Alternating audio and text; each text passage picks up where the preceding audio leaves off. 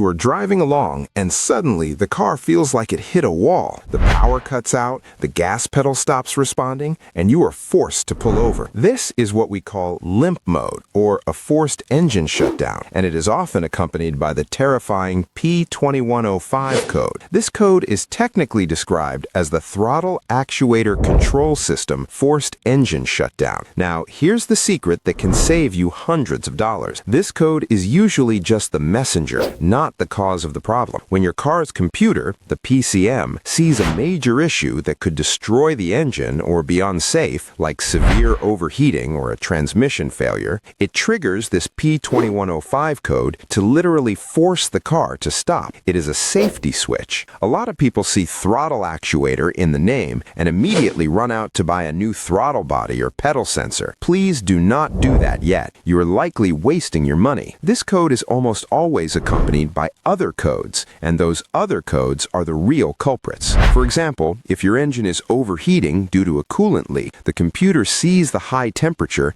and sets the shutdown code to save the head gasket. Or, if there's a massive failure in the ABS system or the transmission, the computer decides it is not safe to drive. Your first step should always be to use a scanner to look at the other codes stored alongside this one. Are there codes for the mass airflow sensor, the EGR valve, or system voltage issues? Fix those first. Even a bad battery or alternator causing abnormal voltage can trigger this shutdown. Visually inspect your throttle body for sure. Clean out any carbon buildup around the plate, but do not replace it unless you have ruled out everything else. This is a situation where the car is trying to protect itself from you driving it while it is sick. Listen to it, find the root cause, and the P2105 code will likely clear itself once the real problem is solved.